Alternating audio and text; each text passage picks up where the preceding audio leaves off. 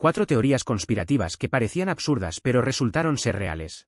Primero, Watergate. Este es el tipo de teoría que nadie quería creer que fuera real, hasta que la evidencia estalló en la cara del público. Todo empezó con una invasión que parecía un simple caso de espionaje mal ejecutado. En junio de 1972, 5 hombres fueron arrestados después de irrumpir en la sede del Comité Nacional Demócrata, ubicada en el complejo de oficinas Watergate en Washington, D.C. Al principio, parecía un robo cualquiera, pero lo que siguió fue una historia llena de giros. Conspiraciones, mentiras y un intento desesperado por encubrir la verdad. La investigación reveló que la invasión era parte de una operación más amplia, orquestada por miembros de la administración Nixon, para espiar a opositores políticos y manipular los resultados electorales. Imagínese esto, un presidente de los Estados Unidos involucrado en un plan de espionaje para asegurar su reelección. Y la cosa no quedó ahí. Cuando la verdad empezó a salir a la luz, lo que conmocionó al mundo fue el nivel de encubrimiento planeado directamente desde la oficina oval.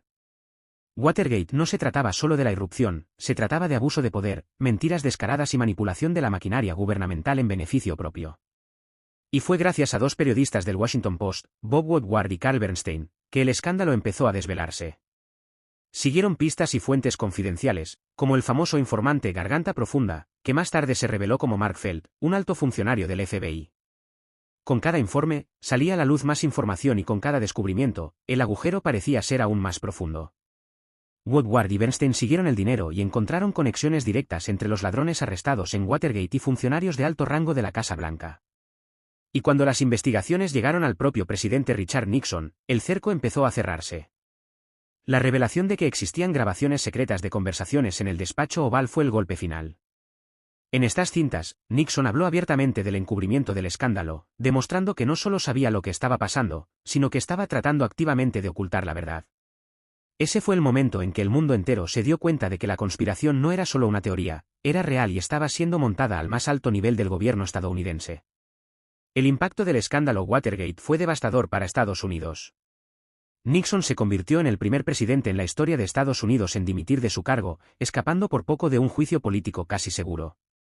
El escándalo destruyó la confianza pública en la presidencia y cambió para siempre la forma en que interactúan la prensa, el gobierno y el público. El sentimiento de desconfianza nunca ha sido mayor y el término Watergate se ha convertido en sinónimo de traición y corrupción política. Pero el impacto fue mucho más allá de la política. Watergate dejó una cicatriz en la sociedad estadounidense que aún se puede sentir hasta el día de hoy. Enseñó a la gente que ni siquiera la figura más poderosa del mundo está por encima de la ley y que las instituciones que se supone deben proteger la democracia pueden volverse corruptas. Fue una lección dura pero necesaria que abrió los ojos del público al hecho de que las teorías de la conspiración a menudo tienen una pizca de verdad. En segundo lugar, experimentación con MKUltra. El proyecto MKUltra fue un programa ultrasecreto de la Agencia Central de Inteligencia de los Estados Unidos, CIA, activo durante las décadas de 1950 y 1960. ¿Su objetivo? Desarrollar técnicas de control mental para su uso durante la Guerra Fría. La idea era simple pero siniestra: encontrar formas de manipular las mentes humanas, convertir a los prisioneros en espías, controlar a los enemigos e incluso borrar recuerdos. Para lograrlo, la CIA financió una serie de experimentos sin precedentes que involucraron drogas, hipnosis, privación sensorial, terapia de shock y otros métodos de manipulación psicológica. Todo esto se llevó a cabo sin el consentimiento de las víctimas, en una escandalosa violación de los derechos humanos. El proyecto estuvo tan bien escondido que durante años solo existió a la sombra de rumores y teorías de conspiración. Cualquiera que se atreviera a mencionar MKUltra era inmediatamente tildado de paranoico. Después de todo, ¿quién creería que el propio gobierno estaría llevando a cabo experimentos de control mental con ciudadanos comunes y corrientes? Pero, como siempre, la verdad finalmente salió a la luz. Los métodos empleados por MKUltra fueron variados y terriblemente creativos. La CIA utilizó drogas alucinógenas, como el LSD, para inducir estados alterados de conciencia y romper la resistencia de los sujetos de prueba humanos. Creían que estas sustancias podrían usarse para controlar mentes, lavar cerebros o, en casos extremos, convertir a personas comunes y corrientes en asesinos involuntarios. Además, los agentes experimentaron con privación de sueño, hipnosis, terapia de shock e incluso técnicas de tortura psicológica. Las víctimas muchas veces no sabían que estaban siendo manipuladas, convertidas en meros objetos de estudio en un experimento del que nunca debieron haber formado parte. Los experimentos se llevaron a cabo en prisiones, hospitales psiquiátricos e incluso en respetadas instituciones académicas, con la ayuda de médicos y científicos que colaboraban con la CIA. Ningún lugar estaba a salvo de las garras de MKUltra, y cualquiera, desde delincuentes hasta ciudadanos comunes y corrientes, podía convertirse en sujeto de prueba. Algunas víctimas fueron llevadas al límite de la cordura y muchas nunca se recuperaron del trauma que sufrieron. El programa dejó profundas cicatrices en la psique de sus víctimas y los efectos de estas experiencias fueron devastadores. MKUltra no fue solo un oscuro proyecto dirigido por científicos desconocidos, involucró a figuras prominentes de la CIA y el gobierno estadounidense. El director del programa, el Dr. Sidney Gottlieb, llegó a ser conocido como el mago negro de la CIA y llevó a cabo los experimentos con una mezcla de entusiasmo científico y total desprecio por la ética. Gottlieb creía que la mente humana podía moldearse y reprogramarse como una máquina y que, con las técnicas adecuadas, podía controlarse. Sus experimentos fueron apoyados directamente por los altos mandos de la agencia, que estaban desesperados por una ventaja psicológica en la Guerra Fría contra la Unión Soviética. Además de Gottlieb, muchos médicos y psiquiatras de renombre fueron cómplices del programa y recibieron fondos secretos para realizar experimentos que violaban todas las normas médicas y éticas. Universidades como Harvard, Stanford y Columbia, que deberían ser pilares de la integridad académica, fueron sorprendidas colaborando con el programa, a menudo sin el conocimiento de los estudiantes o pacientes que sirvieron como conejillos de indias.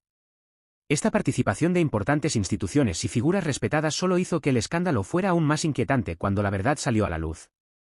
La conspiración comenzó a salir a la luz en 1975, durante las audiencias del Comité Church en el Congreso de Estados Unidos, que investigaba los abusos cometidos por la comunidad de inteligencia estadounidense. Fue allí donde el público se enteró por primera vez de la existencia del MKUltra y sus monstruosos experimentos. Se publicaron cientos de documentos que demostraban que la CIA había violado los derechos humanos de miles de ciudadanos estadounidenses y extranjeros. Sin embargo, gran parte de la historia aún permanece en las sombras. En 1973, el entonces director de la CIA, Richard Helms, ordenó la destrucción de muchos de los documentos MKUltra para cubrir las huellas del programa. Lo que sabemos hoy es solo una fracción de lo que realmente sucedió, y hasta dónde llegaron los experimentos sigue siendo un misterio. El borrado intencional de evidencia muestra el nivel de desesperación y culpa de la CIA al ocultar uno de los capítulos más oscuros de su historia. Antes de continuar, deja un me gusta y suscríbete al canal para que el algoritmo de YouTube recomiende este vídeo y vámonos. En tercer lugar, el escándalo de la manipulación del tabaco. En las décadas de 1950 y 1960, la popularidad de los cigarrillos iba en aumento y fumar se consideraba un hábito sofisticado, incluso glamoroso. La verdad, sin embargo, era mucho más oscura. En aquella época ya había pruebas claras de que fumar estaba directamente relacionado con enfermedades graves como el cáncer de pulmón, el enfisema y las enfermedades cardíacas. Pero en lugar de admitir los riesgos, las grandes empresas tabacaleras como Philip Morris, R.J. Reynolds y British American Tobacco se unieron para ocultar la verdad. Sabían que reconocer los peligros de los cigarrillos podría acabar con su gallina de los huevos de oro, por lo que optaron por manipular la información, negando públicamente cualquier vínculo entre los cigarrillos y la mala salud. Estas corporaciones han creado una verdadera red de desinformación, financiando investigaciones falsas, intimidando a los científicos y utilizando tácticas de relaciones públicas para confundir al público. El objetivo era simple: poner en duda la evidencia científica y mantener la imagen de que fumar era una elección personal inofensiva. Lo que nadie sabía es que, entre bastidores, eran plenamente conscientes del daño que estaban causando. Los memorandos internos revelaron que los ejecutivos de las empresas tabacaleras conocían la adición de nicotina y el impacto devastador de los cigarrillos en la salud, pero optaron por continuar con la farsa en nombre de las ganancias. La manipulación fue más allá de campañas publicitarias engañosas. Las empresas tabacaleras invirtieron mucho en investigaciones científicas falsas para desacreditar los estudios que vinculan el tabaquismo con el cáncer. Financiaron científicos y laboratorios que, a cambio de financiación, crearon informes minimizando los riesgos o afirmando que las causas del cáncer de pulmón eran múltiples e inciertas, desviando la atención del tabaco. Estos expertos aparecieron en periódicos, programas de televisión y revistas científicas, difundiendo la idea de que los resultados no eran concluyentes. Estas corporaciones también crearon organizaciones fachada, como el Instituto del Tabaco, que se presentaban como entidades científicas imparciales pero que en realidad trabajaban para defender los intereses de la industria tabacalera. Esta manipulación no solo fue deshonesta, retrasó durante décadas la respuesta pública a la epidemia de enfermedades relacionadas con el tabaco, costando millones de vidas que podrían haberse salvado con la información correcta. Mientras detrás de escena se disfrazaba y distorsionaba la verdad, en las calles y en las pantallas el cigarrillo se presentaba como símbolo de libertad, encanto y masculinidad. La publicidad de cigarrillos era poderosa y ubicua, con eslóganes como "Más médicos fuman Camel" o imágenes de vaqueros viriles, como el icónico hombre Marlboro, que reforzaban la idea de que fumar era una opción inteligente y elegante. Utilizaron celebridades, atletas e incluso médicos para promocionar sus productos, todo con el objetivo de hacer que fumar pareciera no solo normal, sino también deseable. Esta estrategia tuvo un profundo impacto en la sociedad. Millones de personas empezaron a fumar desde pequeños, convencidos de que estaban haciendo algo que todos los demás hacían. Pero lo que estos anuncios no mostraban era la realidad de las enfermedades pulmonares, los dolorosos tratamientos contra el cáncer y las vidas truncadas por la adicción. Crearon un mundo de fantasía que ocultaba los horrores de fumar, engañando a los consumidores de todo el mundo durante décadas. El gran detonante de esta conspiración llegó en 1994, cuando ejecutivos de las mayores empresas tabacaleras fueron llamados a declarar en el Congreso de Estados Unidos. Las audiencias se hicieron famosas porque, por primera vez, los líderes de estas corporaciones tuvieron que responder públicamente sobre su conocimiento sobre los efectos del tabaco. En una escena que pasó a la historia, los 7 altos ejecutivos de la industria juraron, bajo riesgo de perjurio, que no creían que la nicotina fuera adictiva, una declaración que rápidamente resultó ser una mentira descarada. Durante las audiencias, comenzaron a filtrarse documentos internos de la empresa, que revelaron décadas de manipulación y engaño deliberado. Estos artículos demostraron que los ejecutivos eran plenamente conscientes de los daños de fumar y de la naturaleza adictiva de la nicotina, pero optaron por mantenerlo en secreto para garantizar que sus ganancias siguieran creciendo. La revelación de estos documentos sorprendió al público, que finalmente comprendió el alcance de la conspiración que se había ocultado abiertamente. Las impactantes revelaciones no quedaron impunes. Las empresas tabacaleras se enfrentaron a una ola de demandas multimillonarias y se vieron obligadas a pagar compensaciones astronómicas a los estados e individuos afectados por los efectos del tabaco. Además, se implementó un control estricto sobre la publicidad del tabaco, prohibiendo los anuncios televisivos y obligando a las empresas a imprimir advertencias sanitarias en sus productos. Se dieron amplia publicidad a los programas de sensibilización contra el tabaquismo y comenzaron a desarrollarse campañas de prevención del tabaquismo en las escuelas. La industria tabacalera, alguna vez considerada una de las más poderosas del mundo, tuvo que enfrentar la ira de la opinión pública y una serie de nuevas regulaciones que limitaron su influencia. Pero a pesar de todo el daño causado, la verdad finalmente salió a la luz y las corporaciones tabacaleras quedaron expuestas como los gigantes del engaño que siempre fueron.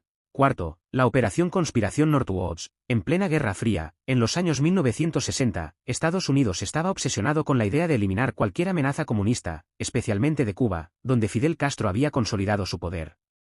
Pero la invasión de Bahía de Cochinos en 1961 fue un rotundo fracaso, lo que dejó al gobierno estadounidense con un problema, como justificar la intervención militar en Cuba sin provocar un escándalo internacional. Ahí es donde entra en juego la Operación Northwoods, una propuesta secreta desarrollada en los niveles más altos del Departamento de Defensa y el Estado Mayor Conjunto. El plan, que es un verdadero manual de conspiración, implicaba crear incidentes falsos, incluidos ataques terroristas que serían cometidos en suelo estadounidense y atribuidos falsamente al régimen cubano. La idea era utilizar estas acciones como justificación para iniciar una guerra contra Cuba, convenciendo a la población de que era necesario un ataque militar para defender a Estados Unidos de una supuesta agresión comunista. Entre los planes propuestos se encontraban secuestros de aviones, hundimientos de barcos e incluso bombardeos de ciudades estadounidenses, todos ellos preparados para que parecieran obra de agentes cubanos. Los detalles de la Operación Northwoods son tan impactantes que parecen sacados directamente del guión de una película de espías. Una de las propuestas incluía hacer estallar un barco estadounidense en aguas cubanas, creando un incidente que podría usarse como justificación para un ataque de represalia. Otra idea aún más inquietante fue orquestar secuestros de aviones comerciales, fingiendo que esos aviones habían sido derribados por fuerzas cubanas. Imagínese el caos y el pánico que estos acontecimientos causarían en la sociedad estadounidense. Las imágenes de ciudadanos estadounidenses atacados por enemigos, creadas por el propio gobierno, serían devastadoras e inflamarían la opinión pública a favor de la guerra. Pero la cosa no quedó ahí. Los militares incluso sugirieron organizar ataques en suelo estadounidense, como ataques contra civiles en Miami, Washington, D.C. y otras ciudades, que se utilizarían para simular una amenaza comunista inminente. Estos ataques irían acompañados de una intensa campaña mediática para reforzar la idea de que Estados Unidos estaba bajo ataque, creando una atmósfera de miedo y urgencia que justificaría una intervención militar inmediata en Cuba.